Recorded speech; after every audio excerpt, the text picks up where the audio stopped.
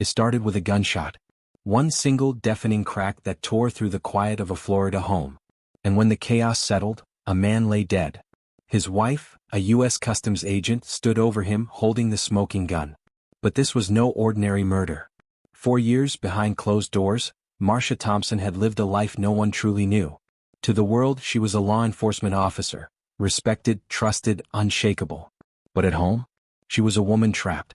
A woman fighting for her life in ways no badge could ever protect her from. On the night of August 9, 2019, everything came to a violent conclusion. Marcia fired the fatal shot that ended Terry Thompson's life. She told the police it was self-defense. That she had no choice. That the man she married, the man she once loved, had turned into someone she no longer recognized. But the state saw things differently. Prosecutors claimed this wasn't self-defense, it was cold-blooded murder. And in the courtroom, two competing narratives clashed, each one painting Marcia as something entirely different.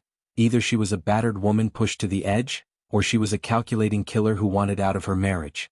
The jury had one job, to decide whether Marcia Thompson would walk free or spend the rest of her life behind bars. What really happened that night?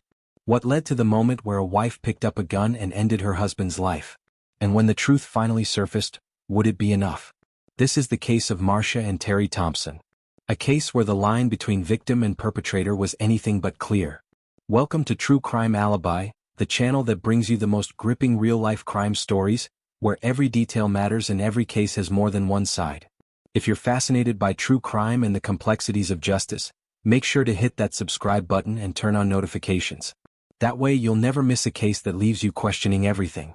And if you find this story as shocking as we do, give this video a thumbs up. It helps us bring you more cases that deserve to be told.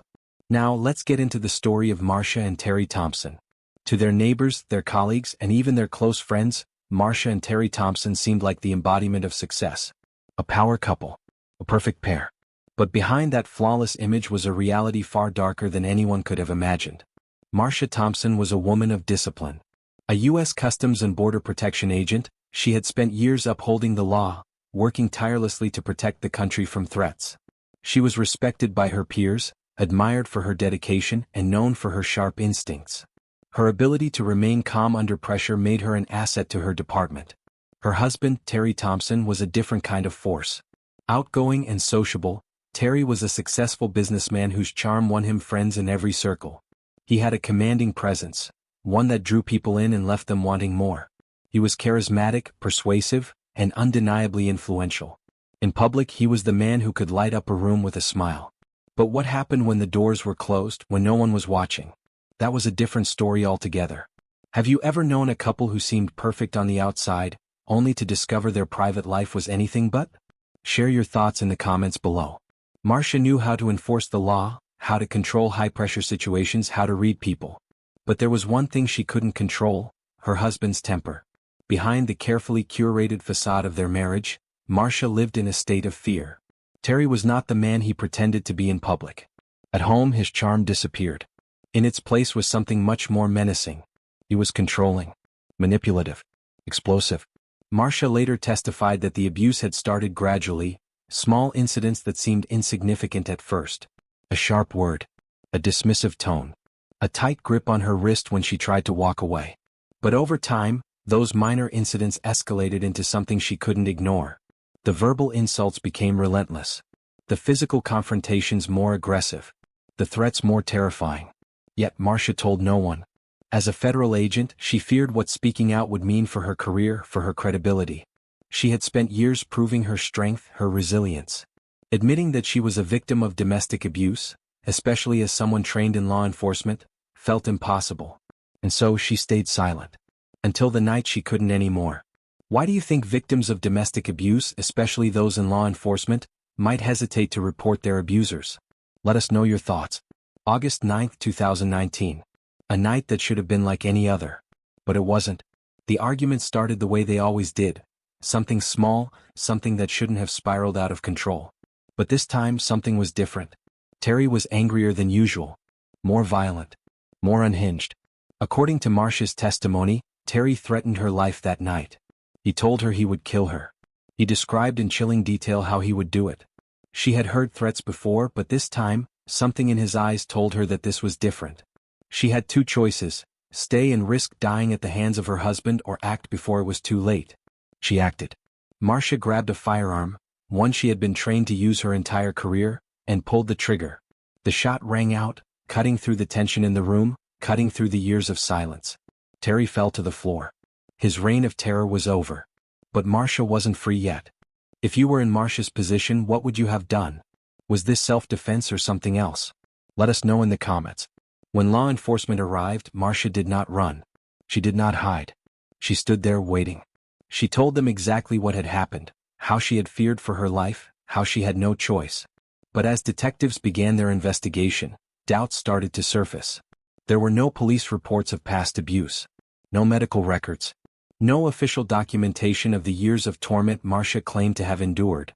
To the investigators, it seemed like the only evidence they had was Marcia's word, and that wasn't enough. The state saw this as something else entirely. To them, this wasn't self-defense. It was murder. And so, Marcia Thompson was arrested and charged with first-degree murder.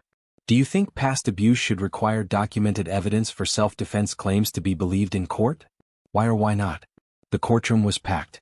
The world was watching. The prosecution painted a chilling picture.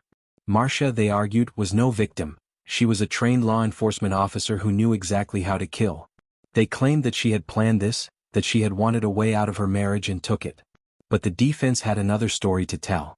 They presented expert testimony on domestic abuse, on the psychological toll of living under constant threat.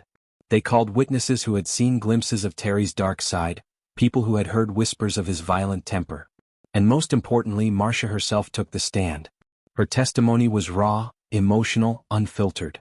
She described the years of abuse in painful detail. She explained why she had never reported it, why she had felt trapped. She recounted the final night, how she truly believed Terry was going to kill her. And in that moment, the jury had a decision to make. It took hours. Every piece of evidence, every testimony, every moment of the trial was considered. When the jury finally returned, the courtroom fell silent. Not guilty. Marcia Thompson walked out of that courtroom a free woman. But the world remained divided. Some saw justice. Others saw a woman who had gotten away with murder. Do you agree with the jury's decision? Would you have voted the same way? Let us know in the comments below. Marcia was free, but what did freedom mean now? She had lost her career, her reputation, the life she had built. In an exclusive interview with Court TV, she spoke about her experiences, about how the trial had changed her, about the trauma she still carried.